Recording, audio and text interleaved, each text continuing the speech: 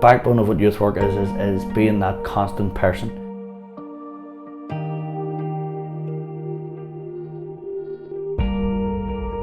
But I wanted to be a youth worker.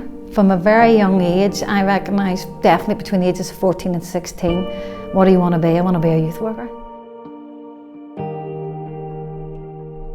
I love the process, just basically just being here and helping other people.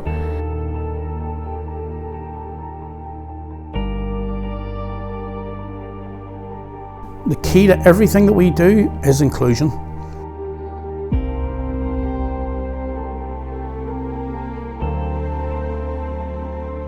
I've always said if I was offered millions of money, I wouldn't leave.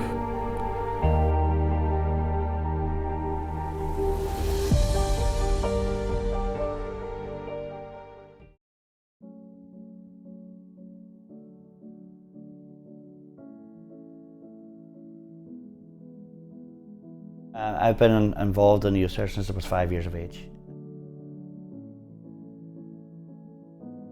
I became involved in youth work in 1972. 4 maybe I came back here, and ever since I've been in, taking part in programs, workshops, everything.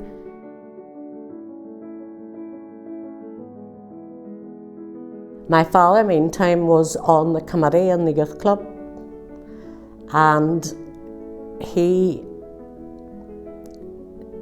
took cancer in 1988, and the local parish priest asked me would I go on the committee. A girl across the street who I was friendly with came and said she went to the local youth club to play football, and they had the girls' football team. Now, I don't think I would have had the confidence to go in that door, but the passion of football drove me there. My first reaction was, this was like literally a 10-minute walk for me, and I had no idea that it was there. I always remember ska dance and madness and bad manners, and I always remember, it was probably about 6 or 7 at the time, and them running about the youth leaders saying to the older ones not to be jumping on the floor in case the floor came in. I was with my friends. I was about 12, 13. We were playing around these blocks and nothing to do, usual.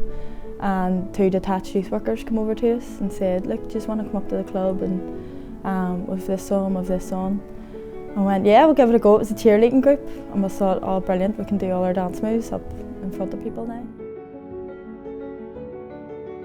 It was a youth worker, a guy called Hugo McGee, who gripped me and a friend and told us that if he seen us in a particular situation again, that he was going and rapping the door.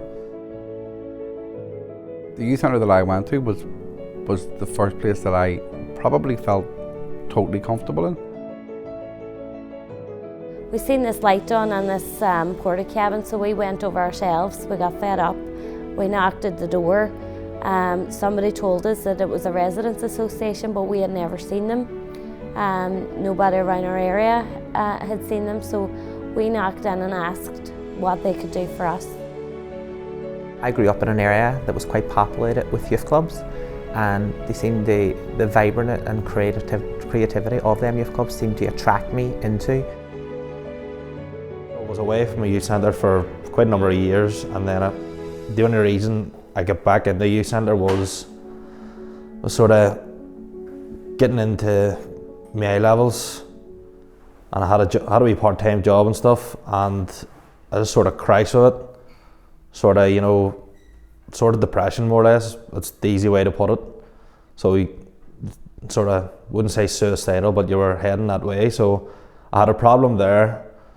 And one way to overcome it was my mummy and daddy didn't really know what to do, first experience, so they just reached out, the family. So family work here, my auntie said, come on up, and I sort of got the ball rolling then.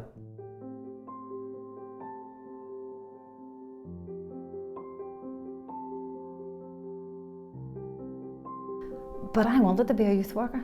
From a very young age, I recognised definitely between the ages of 14 and 16, what do you want to be? I want to be a youth worker. even when I was young, I was an organiser. I was always organising people, you know.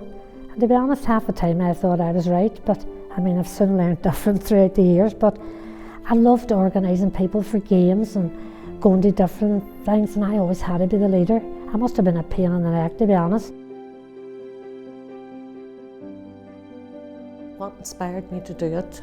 Thraness, I would say, because it was difficult, and I came from a home where they would have said we achieved a lot in growing up in here, and I grew up at a time when people looked out for each other, and if I was doing something wrong, my mother and father would have known before I got home.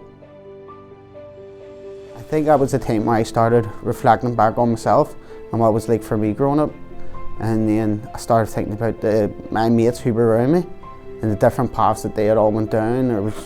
There was ones who could chat, there was ones who were drug dealers, ones who went to jail, and there was ones who went off and got a trademark.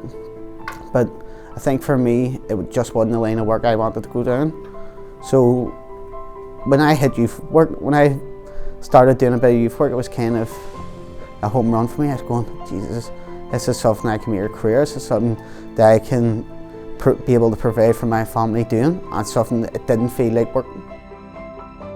I remember being in school, and we got to, I think it was 3rd year or 4th year, and the careers advisor was coming in to speak to everyone, and you know, although people enjoyed getting that half hour out of class and spending all their time to come out and still say, how are we supposed to know at this stage what we want to be? How are we supposed to pick now what our path is going to be? I had already known, you know, my conversation was 5 minutes. And I always remember that, to think, well, I'm definitely being a youth worker. And I'll never forget one wee lad who one time, I think they were blocking the roads out at New Buildings. And this lad came over and he says, you know, it was just before my husband then passed away, and he came over and he says, you know, David and you changed my life completely. Now this young lad had already served a sentence in prison for being involved in paramilitaries, but after he served his sentence, he got over it, he married, and do you know, I couldn't believe it when I looked at him, and he says, do you know, I remember the night I came and asked you two to adopt me, and you said, I already have 4 of my own, I don't need to take on the youth club. But do you know, we laughed about that, but we did get him settled. We did get him settled at that time, and thank God he went on to marry and have a family, and sadly he was shot. And that had a terrible impact on us.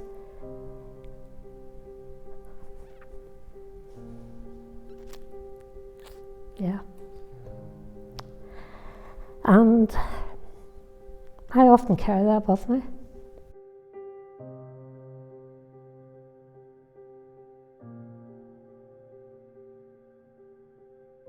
In 2010, I ended up taking, I'd only been married 6 weeks, and I took a work-related breakdown. And I was out of work for 2 years. I was in counselling for near 2 years. I had 2 bouts of CBT, and it was due to the loss of the young people that I had worked really closely with.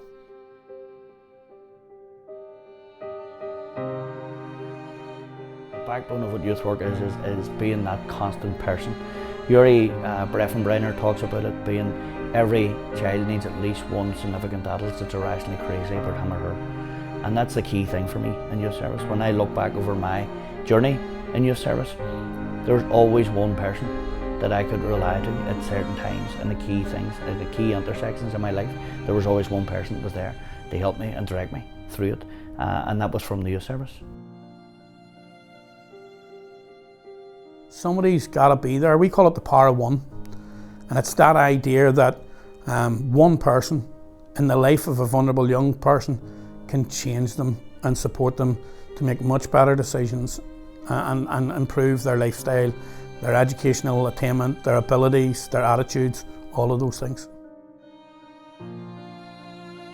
Always particularly around times of tragedies, or around times of maybe the death of a young person, where other young people just needed that champion, just needed somebody to tell them it was alright, somebody to just get them through the pain and the trauma and the hurt that they were feeling.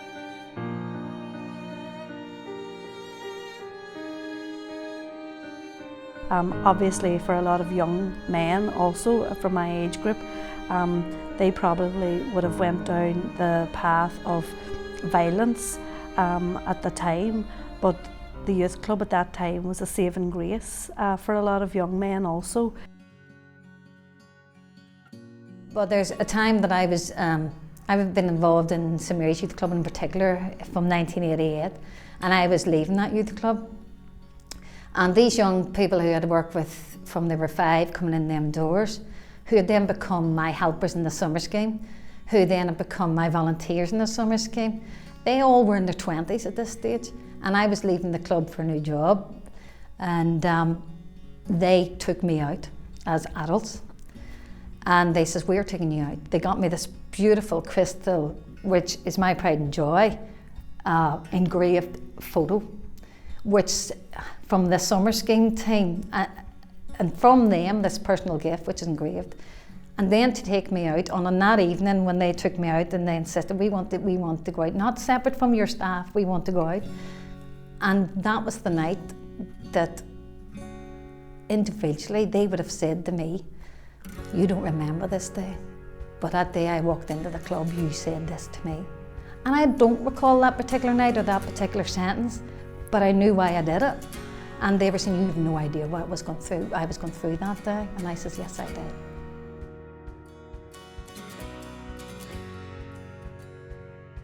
But you get wins, and you see young people who grab the opportunities with open arms, and that gives you motivation, that gives you drive, that gives you the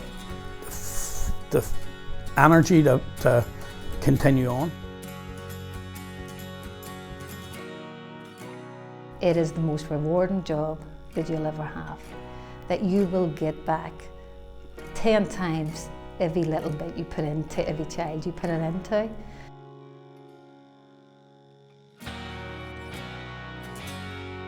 People say to me, "You're not retired," and I would say, "Why? I love what I do."